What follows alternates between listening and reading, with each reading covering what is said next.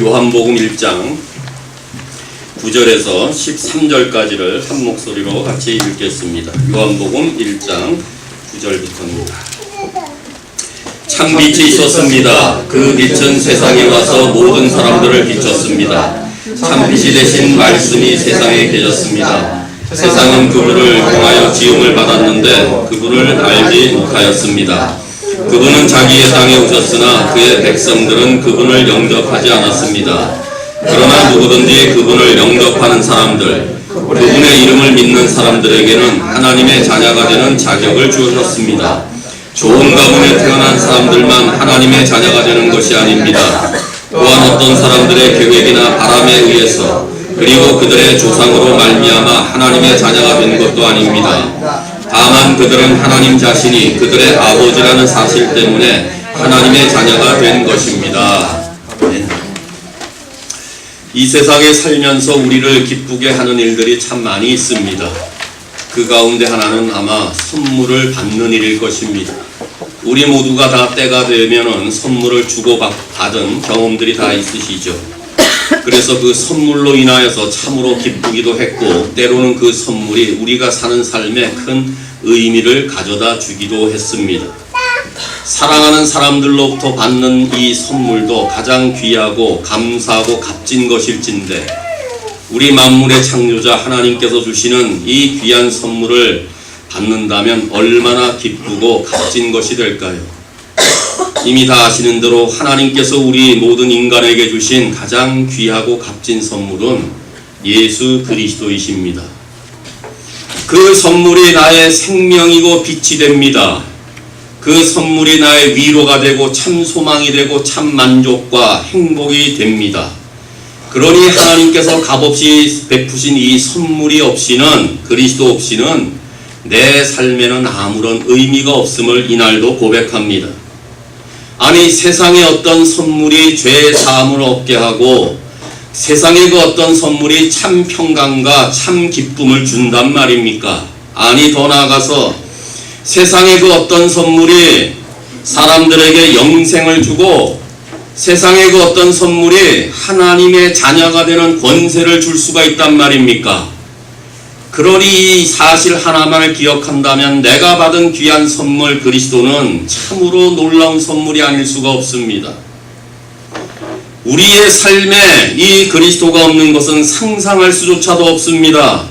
그래서 날마다 기쁨과 생명의 근원 되시는 주님을 찬양하며 순간순간마다 그 선물이신 그리스도를 의지하는 것이고, 끝까지 그 주님을 사랑할 것을 이날도 다짐하며 또 내 삶을 오늘도 드리기로 찬송하며 부르며 다시 헌신하는 거 아니겠습니까?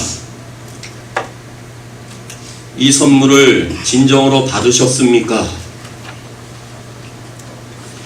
그리스도라는 귀한 선물을 날마다 생각하며 가장 값진 것으로 여기며 이 선물을 자랑하고 사십니까? 이 선물인 그리스도 때문에 내 인생이 정말 달라지고 있으십니까? 그리스도라는 선물을 주신 그 하나님께 내 삶을 드리며 하나님의 자녀로서의 특권을 누리며 오늘도 이 땅에서 귀하게 살고 있습니까? 아니면 이 선물을 아직 받지 못하여서 인생의 참된 의미를 모르며 아직도 내 소견에 옳은 대로 살고 있지는 않습니까? 혹시 그리스도라는 선물을 받기를 거절하고 있지는 않으신지요? 이 선물을 받지 않으면 어둠 속에 거합니다. 이 선물이 없이는 생명이 없습니다. 그리스도 없이는 인생을 의미있게 살 수가 없습니다. 그리스도가 없는 삶은 해 아래서 헛되고 헛된 삶입니다. 그렇다면 오늘 말씀을 통해서 하나님께서 주시는 최고의 선물 그리스도를 덥석 받을 수 있기를 바랍니다. 그래서 오늘 그 사람들 중에 그리스도 때문에 놀라운 삶의 전환점을 갖는 이 시간 될 수 있기를 바랍니다. 더 나아가서 그리스도를 이미 선물로 받으신 분들은 그 선물을 주신 하나님의 사랑과 은혜에 감사 감격하여 이 땅에 사는 날까지 주님의 자녀로서의 특권을 마음껏 누리며 살 수 있기를 바랍니다. 오늘 요한은 그리스도의 선물과 세상의 관계를 말씀하고 있는데, 먼저 그리스도는 세상을 비추는 참 빛으로 계시고 계시다는 사실을 말씀하고 있습니다. 9절에 참 빛고 세상에 와서 각 사람에게 비치는 빛이 있었다고 말합니다. 다시 말하면 각 사람에게 빛을 비치는 생명을 얻게 하는 참 빛이 세상에 왔다는 것인데, 요한은 지금 많은 사람들이 알지 못하는 가운데에 이들을 영원히 풍성하게 해줄 수 있는 참빛, 이 빛이 2000년 전에만 비춰진 것이 아니라 오늘 지금도 비춰주고 있다고 이렇게 증언하고 있는 것입니다. 예수님 오시기 이전에 옛날에는 그렇지 않았습니다. 이전에는 이런 빛이 있다는 것을 간접적으로 알고 있었을 것입니다. 사람에게 주신 양심이라든지 자연세계의 경이로운 현상을 통해서 이 모든 것의 주인이 있을 것이라고 짐작했을 뿐입니다. 그러나 그 주인이 정확하게 누구인지 알지 못했습니다. 그 이유는 참빛이 나타나지 않았기 때문에 그렇습니다. 그런데 이제는 이 주인이 직접 찾아오셨습니다. 자신을 계시하셨습니다. 모든 것이 주인이 없는 삶에서 이루어진 우리의 삶이 병들고 비참했었는데, 바로 이와 같은 우리의 삶을 치료하시고 생명과 빛으로 가득 채우실 그분이 세상에 찾아오셨다, 그 말입니다. 찾아오셨을 뿐만 아니라 그분이 지금 우리와 함께 하십니다. 그래서 그가 세상에 계셨다는 말은 그리스도께서 구체적으로 역사의 현장에 친히 오셨다는 것을 의미합니다. 세상에 오셨을 뿐만 아니라 그 빛이 하나님으로 오셔서 우리와 함께 하시고, 하나님이 우리 위의 숨소리보다 더 가까이 계심으로 그 빛이 우리와 함께 여전히 공존하시고 계시다고 말씀하고 있습니다. 그리고 여전히 이 빛을 알지 못하는 자들에게 들어오시기 위해서 계속 사람들의 마음을 두드리시는 가운데에 우리가 마음문을 열고 강렬한 참빛을 얻을 수 있도록 계속적으로 비치고 계시다, 그 말입니다. 아무리 우리가 고개를 돌려서 그 빛이 무엇인지 못 본 채 하려고 해도 이 빛은 계속 오고 있으며 이 빛은 계속 비춰지고 있다. 그래서 요한복음 3장 19절에 빛은 세상에 왔으며, 요한일서 2장 8절에 이제는 진리의 빛이 비치고 있다, 이렇게 증언합니다. 다시 말하면 하나님의 은혜가 이미 시작되었고 그 하나님의 은혜가 지금도 계속 진행 중이라는 말씀입니다. 그리고 10절에 보니까 참빛으로 오신 그리스도는 세상에 계셨는데 세상이 그분을 통하여 지음받았다고 증언하고 있습니다. 세상이 그로 말미암아 지음받았다 된 말은 우리 인간은 피조물이라는 말입니다. 다시 말하면 참 빛이신 그리스도와 우리의 관계는 창조주와 피조물의 관계임을 말하고 있습니다. 그러니 인간은 독립적으로 존재할 수 없으며, 인간이 사는 목적은 인간의 목적이 아니라 창조주 하나님을 위한 목적이어야 된다는 것을 말하고 있는 것입니다. 그러니 인간은 창조주 앞에서 피조된 자로만 생각할 때만 우리가 사는 삶의 진정한 의미와 가치가 있게 된다는 것입니다. 그런데 인간이 창조주를 부정한다든가 창조주가 되고자 하는 소위 인간적인 욕심에 끌려서 하나님 자리에 오르려고 하는 이 교만의 일들은 참으로 불행한 일이 된다는 것을 말하면서 우리 모두가 그로부터 지음받았는데 우리 모든 인간은 하나님께로부터 지음받은 피조물에 불과하다는 것을 밝히고, 이 피조물에게 필요한 것은 빛이라고, 그래서 그 빛이 세상에 오셨음을 가르치고 있습니다. 집을 나가면 고아가 되는 것처럼 우리는 피조물로서 우리를 지으신 창조주 하나님을 떠나서는 살 수 없는 존재들입니다. 그러니 우리는 하나님을 영화롭게 해야 되는 존재일 뿐만 아니라 날마다 하나님의 은혜 없이는 살 수 없는 존재임을 날마다 기억해야 합니다. 그런데 우리 모두가 내 삶의 주인을 떠나서 각기 제 길로 갔을 때에 그래서 우리 모두가 사망과 어둠의 음침한 골짜기로 다니고 있었을 때에 참 빛으로 오신 그리스도께서 나를 찾으시고 나의 가는 길에 빛을 비춰주시고 이 빛을 받을 수 있도록 계속 지금까지 비춰주고 계셨다는 것입니다. 이 빛을 비추심으로 인하여서 나의 추하고 더럽고 악한 죄악들을 들춰내심으로 그 어둠의 일들을 벗어버리고 빛의 자녀들로 삼기를 원하셨던 것입니다. 이 빛을 받기만 하면은 어둠과 혼란과 허무가 사라지게 되어 있습니다. 그 빛으로 인하여 얼마나 따뜻하고 뜨거운 마음을 품는지 모릅니다. 이 빛으로 인하여 참된 위안을 받으며 살고 있는지 모릅니다. 이 빛으로 인하여서 우리의 가는 길이 의로운 길, 가는 길이 될 뿐만 아니라 하늘나라 가는 밝은 길에 들어서게 되는 것입니다. 이 모두가 참빛인 예수 그리스도가 오심으로 인하여 이루어진 일들입니다. 이것이 지금 우리가 가지고 있는 선물 그리스도 때문에 주어진 일이라면 우리 모두는 다시 한번 이 빛 안에 거해야 되는 귀한 삶을 살아야 됩니다. 과거에만 내리셨던 하나님의 귀한 은혜가 오늘 이 자리 지속적으로 동일하게 우리에게 은혜를 베푸십니다. 한두 번이 아닙니다. 평탄할 때도 어려울 때도 기쁠 때도 슬플 때도 순탄할 때도 역경과 고통을 당할 때도 한결같은 사랑의 빛을 여전히 비춰주십니다. 우리 모두는 변덕을 부리기 쉽고 마음을 쉽게 닫아버리지만은 우리 하나님께서는 그 사랑과 은혜로 여전히 동일한 빛을 우리에게 비춰주고 계십니다.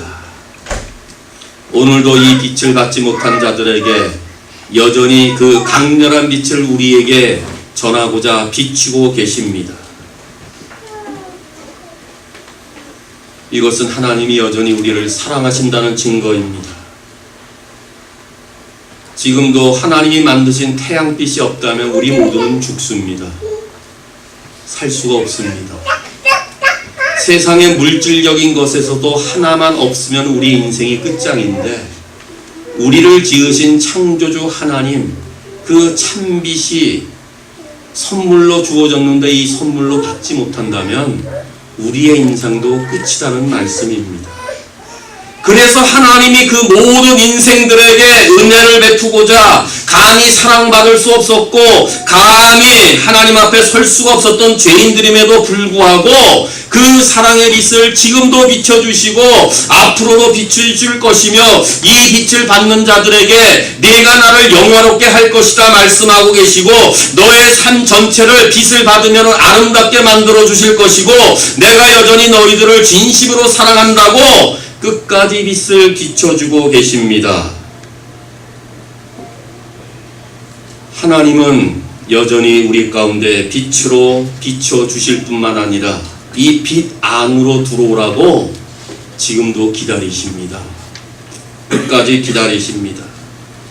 그러니 하나님께서 우리 한 분 한 분에게 진정으로 원하시는 것은 이 진실한 빛, 이 사랑의 빛, 이 은혜의 빛에 대하여 반응을 보이라는 것입니다.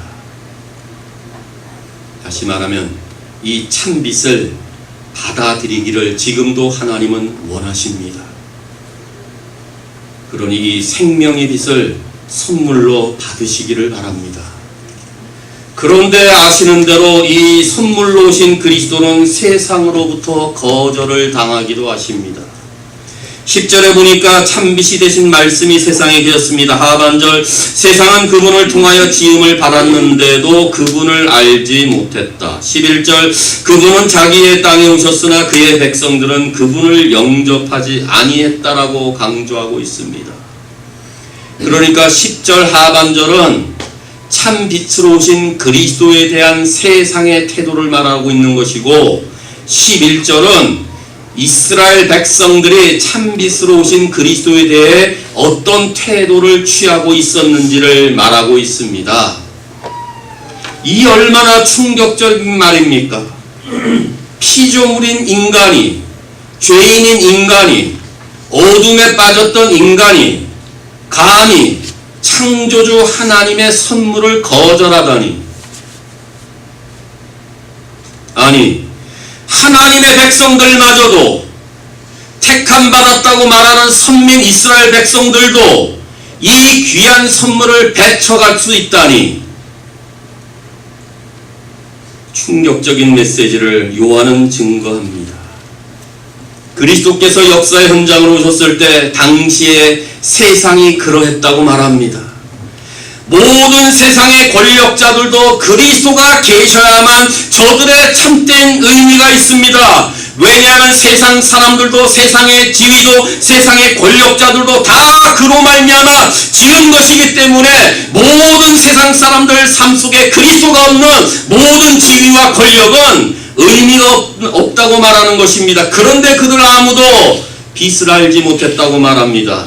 로마 황제도 그리스도를 깨닫지 못했습니다. 오히려 로마 황제의 총독 빌라도는 참빛 그리스도를 조롱하며 십자가에 못 박았습니다. 그리스도께 대하여 진리에 대하여 증거하러 왔다고 말했을 때에 빌라도는 그 진리 앞에서 조롱했습니다. 예수님께서는 이 권세가 위에서부터 주신 것인데 위에서 주시지 않으면 그들이 아무것도 할 수 없다고 증언하고 있지만은 빌라도는 듣지 않았습니다. 11절에 자기 땅이라고 말하는 이 땅은 단순한 지역적인 땅만을 의미하지 않습니다. 자신의 통치 영역 다 포함하는 땅입니다. 그러니 이스라엘 백성의 땅에, 백성들의 삶 속에는 하나님의 직접적인 다스림을 받는 사람들이 그 땅에 있었는데, 그럼에도 불구하고 제사장들이, 종교의 지도자들이, 공예원들이, 율법을 가르치는 선생들이, 아니 저들 가운데 예수님을 처음에는 영접했던 그 사람들이 마지막에는 십자가에 몰아넣는 그 백성들 모두가 그리스도를 깨닫지 못했다. 세상의 권력자들도, 하나님의 직접 다스림을 받는 선민인 자기 백성들도 빛을 영접하지 아니했다. 얼마나 큰 무지와 불신앙입니까? 공부를 많이 한 학자라고 해서 이 빛을 발견할 수 있는 것은 아닙니다. 높은 권력의 자리에 있는 자라고 해서 이 빛을 영접할 수 있는 것은 아닙니다. 고린도전서 2장 8절에 이 시대의 통치자 중 어느 누구도 지혜를 깨닫지 못했습니다. 그들이 깨달았다면 영광의 주님을 십자가에 못 박지 않았을 것입니다. 바울이 그렇게 말합니다.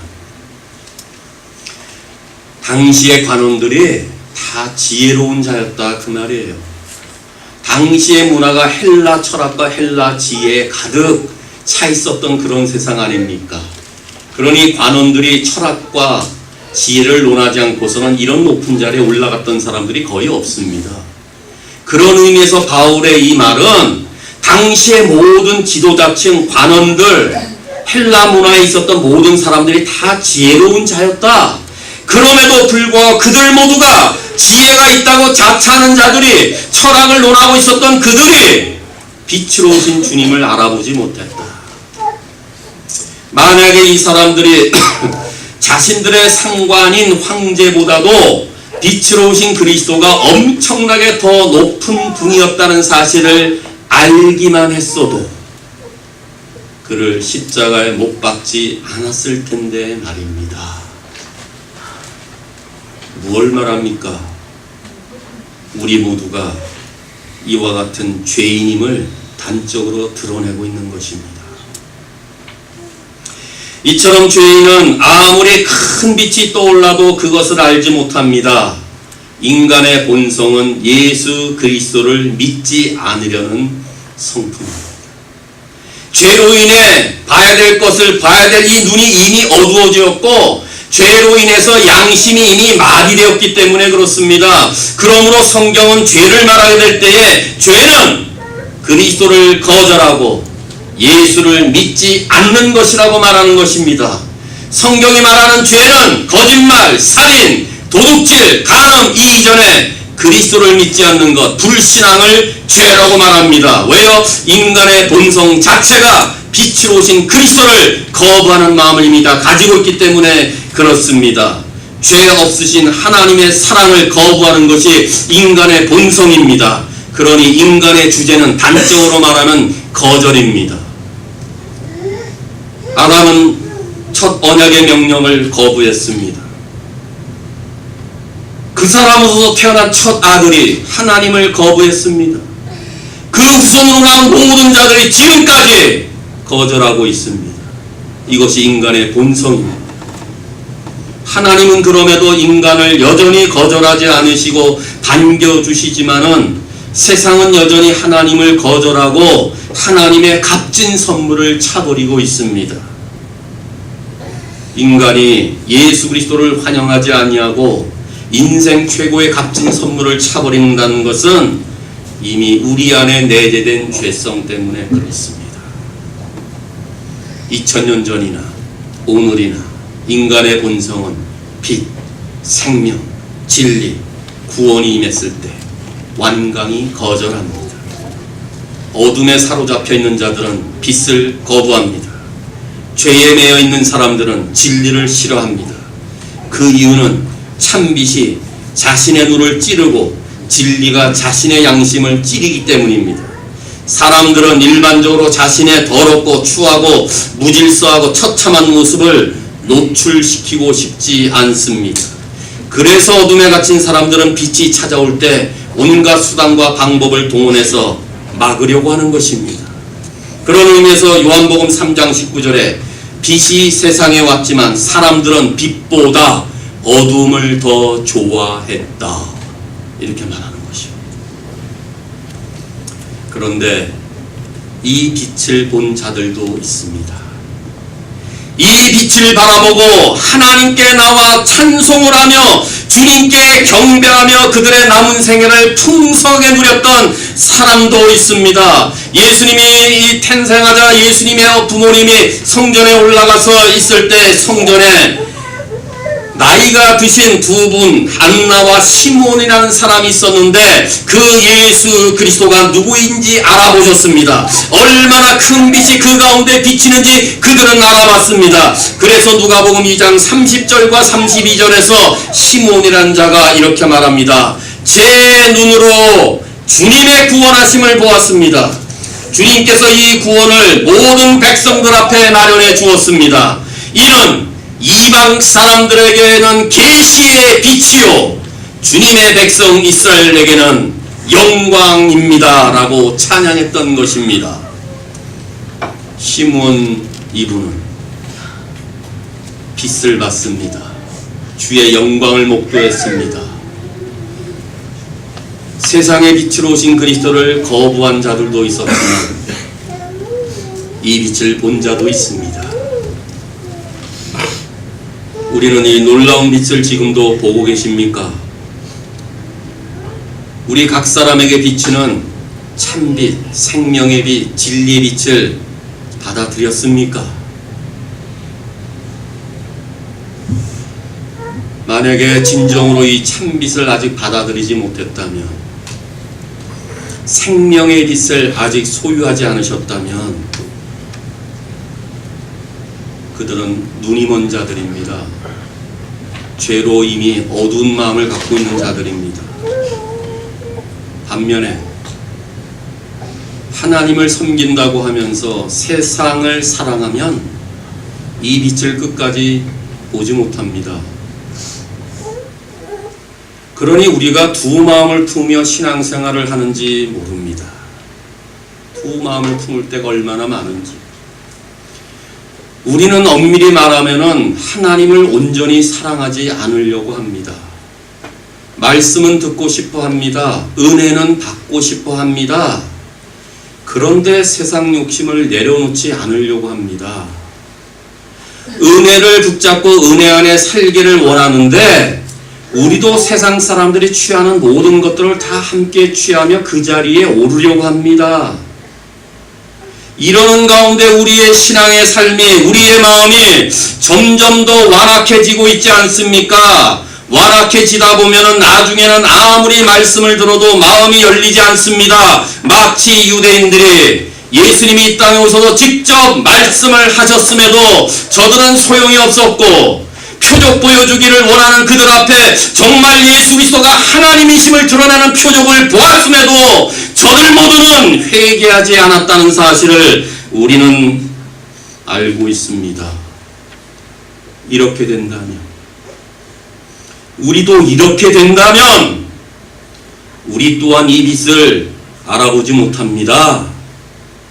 마치 이사야 6장 9절에서 경고하는 대로 너희가 들어도 깨닫지 못할 것이요 보기는 보아도 알지 못하리라.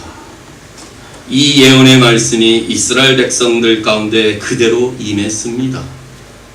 아니, 이 말씀이 어떻게 보면은 우리에게 우리 시대에도 일어날 수가 있다는 경고의 메시지입니다.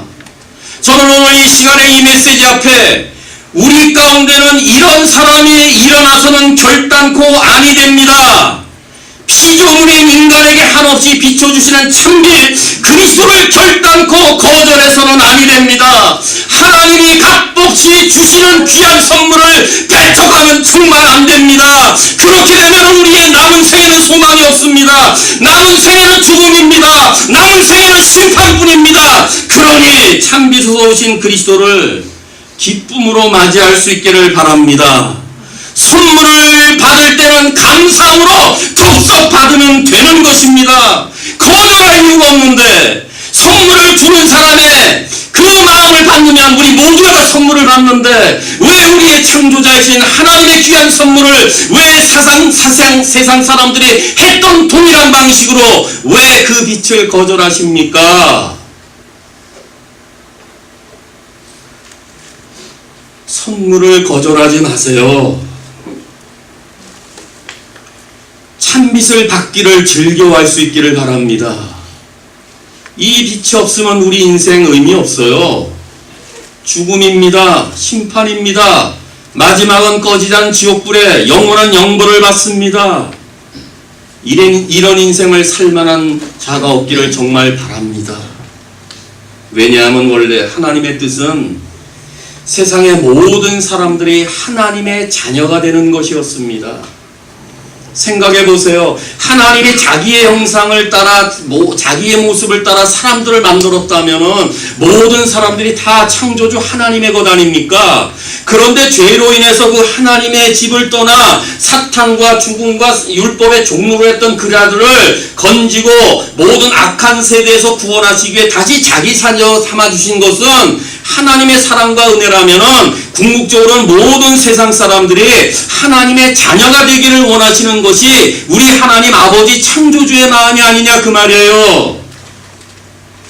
그러나 사람은 이상하게 근본적으로 하나님의 뜻을 따르는 존재가 아니고 또한 그럴 만한 자격도 없습니다. 그런데 그럼에도 불구하고 하나님은 우리 모두가 하나님의 자녀가 되는 권세를 부여하고 싶어 하십니다. 그렇다면 우리가 할 일은 예수님을 환영하고 맞아들이면 됩니다. 예수님을 거절하지 말고 영접하는 것밖에 없습니다. 그래서 12절에 말씀하잖아요. 그러나 11절에는 세상이 그리스도를 거부했지만은 영접하지 않았지만은 그러나 누구든지 그분을 영접하는 사람, 그분의 이름을 믿는 사람들에게는 하나님의 자녀가 되는 권세, 자격, 특권을 주셨다. 성경에서 가장 영광스럽고 보편적인 구원의 최대의 약속입니다. 그러므로 어떤 자들은 그리스도를 영접하기도 합니다. 따라서 세상의 참빛으로 오신 그리스도는 세상으로부터 환영받을 수가 있다는 것을 보여줍니다. 유대인과 이방인, 주인과 종, 부자와 가난한 자, 남녀노소 등 신분에 상관없이 누구든지 그리스도를 영접하고 그분의 이름을 믿는 사람은 전에는 하나님의 가족이 아니었는데 이제는 하나님의 가족이 되어 그들 모두가 하나님의 자녀의 권세를 누리게 된다는 것입니다.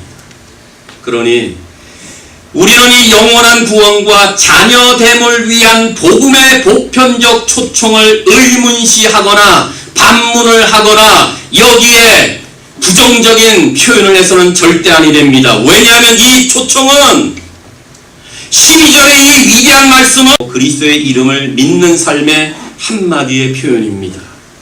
마치 누가복음 15장에 나오는 둘째 아들처럼 말입니다. 그는 아버지의 집을 버리고 아버지를 버리고 집을 뛰쳐나간 불효자식이었습니다. 그것도 자기에게 돌아올 아버지의 유산을 미리 챙기고 아버지의 사랑의 집을 떠나서 젊음을 방탕하게 보내며 모든 옛 재산들을 허망하게 써버린 아버지의 유산을 탕진해버린 탕자라고 말하는 아들이었습니다. 그런데 그가 그 고통의 자리와 처참한 자리에서 할 수 있었던 것은 아무것도 없었습니다. 인생의 낙오자가 되고 인생의 마지막 그 처참한 과정을 겪는 가운데 그는 아버지를 위해서 할 수 있는 일이라고는 아무것도 없었습니다. 굳이 따진다면 비참한 자신의 처지를 살펴본 후에 그렇구나, 아버지 집은 다르구나, 요 사실 하나만은 알고 자신의 잘못과 죄악이 무엇인지를 깨닫고 뉘우치자 아버지께로 돌아온 것밖에 없습니다. 그러나 그의 돌아옴이 아버지와 관계를 회복시켜 주었습니다. 왜요? 그 아버지는 친아버지였기 때문에 그렇습니다. 천지를 창조하신 하나님 아버지의 친자녀가 되는 길이 바로 이와 같다 그 말이에요. 우리 모두가 친아버지를 떠나 사탄을 쫓았던 자인데 그 길이 잘못됐다는 것을 알고 그 길이 절대 그릇된 것임을 알고 내 아버지의 집은 이것이 아닌데 라고 돌이켰을 때 그 아버지의 집으로 돌아오면 그 아버지가 나의 친아버지이기 때문에 우리를 그냥 맞아주는 것입니다. 내 삶의 길이 잘못되었을 때 깨달아 삶의 방향을 바꾸는 것, 자기 중심의 삶을 따라 살다가 아버지께로 돌아오는 것입니다. 나의 삶이 죄인의 삶이요 내가 가는 길이 죽음의 길임을 깨닫고 하나님 아버지를 향하여 180도로 돌아서는 길, 이것이 그리스도를 영접하는 것이고 그의 이름을 믿는 것입니다. 그러므로 그리스도를 영접한다는 것은 그리스도를 내 삶의 완전한 주인으로 받아들이는 것을 말합니다. 모든 것이 다 주님께로부터 지음을 받았기 때문에, 나도 주님께로부터 지음을 받았기 때문에 나의 삶의 주인이 그리스도라는 것을 인정하고 내 삶의 중심되는 자리에 나를 지으신 그분을 내 자리에 올려놓는 것입니다. 즉 그리스도 중심의 삶을 사는 것입니다. 그리고 그의 이름대로 하는 것입니다. 내가 행하는 모든 것을 그리스도의 이름으로 행하는 것입니다. 구제도 봉사도 그리스도의 이름으로 하는 것입니다. 내 힘과 내 이름과 내 능력으로 하는 것이 아니라 그분의 이름으로 하는 것입니다. 설교도 가르침도 사역의 섬김도 나의 이름으로 하는 것이 아니라 오직 그리스도의 이름으로 하는 것입니다. 왜냐하면 원래 모든 것의 중심은 다 그분 중심으로 만들어졌고 그분 중심으로 이어지고 있기 때문에 그렇습니다. 그분이 우리의 왕이십니다. 그분이 우리의 창조주이십니다. 그분이 우리의 절대 주권자이십니다. 그분이 우리의 삶의 모든 것 되십니다. 그분이 내 삶의 주인이며 그분이 결정권자입니다. 그러니 그분의 주권뿐만 아니라 그분의 통치까지 인정하는 삶이 그리스도를 영접하고 그분의 이름을 믿는 것임을 말합니다. 이런 삶의 철저한 헌신 없이는 우리는 여전히 세상에서 그리스도인의 참빛을 발휘하지 못하는 것입니다. 이것이 그리스도를 영접하는 것이고 그분의 이름을 믿는 것입니다. 이렇게 하는 자에게 하나님의 자녀가 되는 권세를 주신다고 약속합니다. 그렇다면 정말 이 일이 가능할까요? 예, 가능합니다. 그 대답이 13절입니다. 13절의 내용은 이런 것입니다. 아무리 좋은 가문이나 인간의 유전이나 혈통이나 생활이나 관습으로 하나님의 자녀가 될 수 없다고 가르칩니다. 구원은 어느 국가에서 태어났거나 어느 가문에서 태어나서 되는 것이 아니라는 것입니다. 육적인 아브라함 자손도 소용이 없다는 것입니다. 내가 몇 대째 믿어왔느냐도 소용이 없다는 것입니다. 내가 어느 교단에 소속되었다도 소용이 없다는 것입니다. 구원은 사람의 생각이나 계획에 기인하는 것도 아니고 사람의 육체의 본능을 따라 이루어지는 것도 아니고 자기가 아무리 잘나고 고상해도 구원받을 수 있는 것이 아니라 사람이 하나님의 자녀가 되는 근거는 하나님께로부터 나야 된다. 하나님께로부터 와야 된다. 내 아버지가 하나님이란 사실을 믿기만 하면 된다. 그래서 그리스도를 구주와 주님으로 영접하면 된다. 그 말입니다. 13절을 잘못 읽으면 내가 유대인인데 이렇게 생각했던 자들의 잘못을 고치기 위해서 유대인이라고 구원받는 게 아니다 그 말이에요. 할례를 받았고 예배를 드리고 성전이 있고 율법을 가지고 있다고 해서 구원받는 게 아니다 그 말입니다. 구원은 그것과 상관이 없습니다. 하나님께로부터 나야 됩니다. 내 아버지가 하나님이란 사실을 알고 그 그리스도를 영접하고 믿으면 됩니다. 그래서 갈라디아서 3장 26절이나 요한일서 5장 1절에 우리는 그리스도 예수를 믿는 믿음을 통해 하나님의 자녀가 된다. 이렇게 말하는 거예요. 하나님의 자녀가 되는 게 뭐예요? 우리 모두가 예수 그리스도를 믿으면 하나님의 자녀가 된다. 그 말이에요. 내 가문이 아니에요. 혈통이 아니고 자격이 아니고 권력의 자리가 아니고 부자가 아니고 어느 국가 출신이 아니라 예수 그리스도를 믿는 믿음을 가지면은 하나님의 자녀가 된다 그 말입니다. 그러니 다시 권합니다. 주님 앞에 진정으로 나오십시오. 주의 이름을 부르십시오. 정말 참되게 회개하십시오. 빨리 돌이키십시오. 그리스도를 붙잡으십시오. 주님을 믿으십시오. 주님을 의지하십시오. 이건 내가 하는 일입니다. 영접한다라는 단어는 수동태가 아닙니다. 능동태입니다.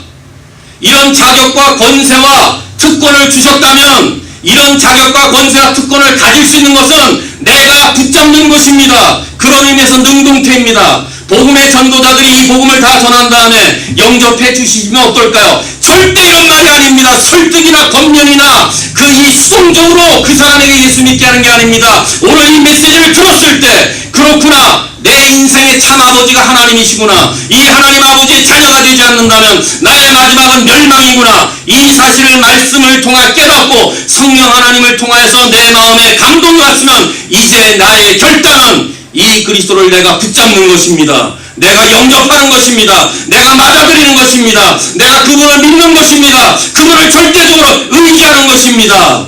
그러니 그리스도를 영접하세요. 참으로 영접하세요. 건성이 아니라 형식이 아니라 의식적으로가 아니라 진정으로 영접하셔서 참된 믿음으로 영접하셔서 하나님의 자녀에 대해 권세가 무엇인지를 드러내는 한 분 한 분으로 살 수 있기를 바랍니다. 이 주님을 영접하게 될 때 그때 하나님 아버지께서는 두 팔을 벌려 우리의 몸을 끌어안으시고 우리를 영접하여 친자녀로 우리의 신분을 회복시켜 주십니다.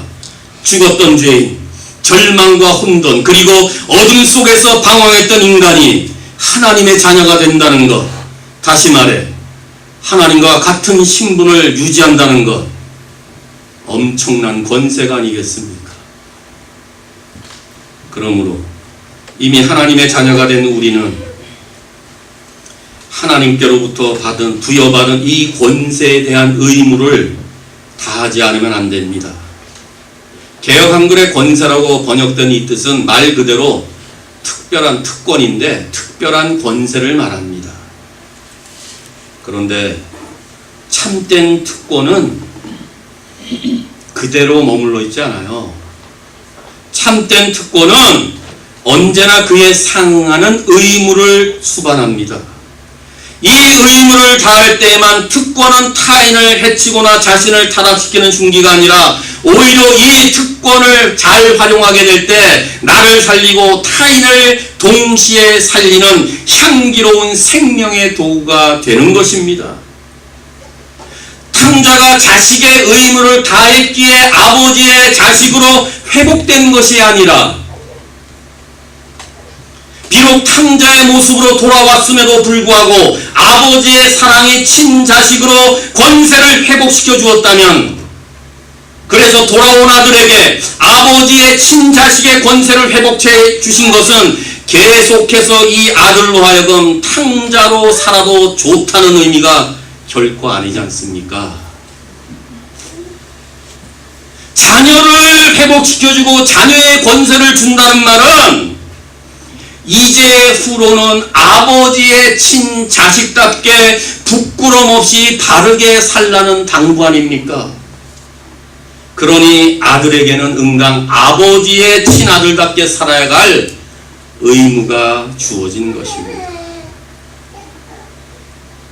죄와 죽음의 자식이었던 우리가 하나님을 향하여 돌아설 때에 하나님께서는 우리의 추악한 죄를 용서하시고 주님의 친자식이 되는 특권을 부여해 주신 것은 계속적으로 우리의 욕망을 쫓아 마음대로 살도록 우리를 내버려 두시기 위함이 절대 아닙니다.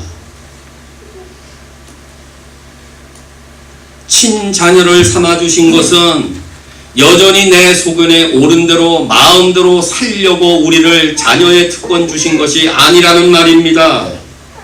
이제부터 하나님께로서 난 하나님의 자녀답게 바른 삶에 대한 의무를 다하게 하기 위하여 우리 모두를 하나님의 자녀가 되는 권세를 주셨다는 것입니다. 우리가 먼저 하나님께 대한 의무를 다했기 때문에 하나님의 친자녀가 된 것이 아니라 여전히 자격도 없고 여전히 죄인임에도 불구하고 하나님께서 자신의 친자녀 되는 특권을 값없이 일방적으로 주셨기 때문에 우리는 거저 얻은 특권에 대한 의무와 책임을 다하지 않을 수가 없다는 것입니다. 하나님의 자녀의 특권은 누리면서 하나님의 자녀답게 살아야 될 의무를 도외시하는 자가 만약에 있다면 그는 정상적인 그리스도인으로 살아갈 수가 없습니다. 그러니까 자꾸 세상 여파에 휩쓸리는 거 아닙니까? 그러다 보니까 세상과 하나님과 겸하여 섬기는 것 아니겠습니까? 정상적인 그리스도인이란 하나님의 사랑과 은혜를 깨닫고 그 사랑과 은혜 자신의 삶으로 응답하는 자입니다. 그래서 우리 모두가 정말 예수 그리스도를 영접하고 그 이름을 믿는 자가 되어 하나님의 자녀가 되는 권세를 오늘 누리고 여기에 계신다면 앞으로 아까 찬송 부른 대로 내 삶을, 내 시간을, 나의 재능을, 나의 은사를, 나의 생명을 주님께 다 바치며 하나님의 이름에 합당한 삶을 살 수 있기를 바랍니다. 이것이 그리스도를 영접하고 그의 이름을 믿는 하나님의 자녀의 권세인 것입니다. 사랑하는 신실한 교회 성도 여러분, 그리스도를 영접하는 것은 이럴까 저럴까 망설이다가 선심 쓰듯이 영접해 주는 것이 아니라 그 그리스도를 내가 붙잡는 것입니다. 그리스도를 영접하고 그 이름을 믿는다는 것은 나의 전 인격을 그분께 쏟아 붓는 행위입니다. 전 인격을 다해서 그것도 적극적으로 그리스도를 붙잡고 영접하는 자들에게 하나님의 자녀가 되는 권세를 주십니다. 예수님과 같은 권리를 누리게 됩니다. 예수님처럼 됩니다. 왜냐하면 마지막 날에 우리 모두가 다 예수님의 참된 모습을 볼 것이기 때문이고 우리 모두가 지극히 높으신 하나님의 아들 그리스도와 같아진다고 요한일서 3장 1절에서 2절에서 말씀하고 있기 때문에 그리스도가 누리는 모든 권세를 하나님의 자녀인 우리도 똑같이 누린다면 이거와 비견할 만한 이 특권이 세상에 어디 있겠습니까? 그러니 최고의 선물이라는 것입니다. 그러므로 믿으셔야 합니다. 하나님의 말씀이기 때문에 믿어야 합니다. 세상 사람들처럼 거부해서는 아니 됩니다. 내 생명의 우리에게 참비서로 오신 그리스도를 배척하면 안 됩니다. 신실하신 하나님의 약속이기 때문에 반드시 영접하고 믿어야 합니다. 우리 모두가 그리스도를 영접하고 믿게 될 때에 비로소 하나님의 자녀의 특권을 누리게 됩니다.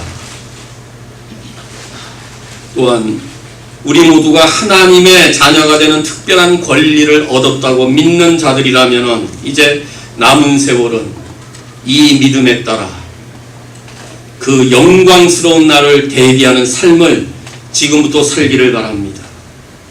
자녀답게 행동하며 하나님의 마음, 즉 아버지의 마음을 기쁘시게 해드리며 우리를 다시 자녀 삼아주신 그 놀라운 삶에 대한 책임과 의무를 다하면서 남은 믿음의 경주를 더 이상 한눈 파지 말고 중단하지 마시고 뒤돌아서지 마시고 힘차게 끝까지 남김없이 달려가기를 주님의 이름으로 축원합니다.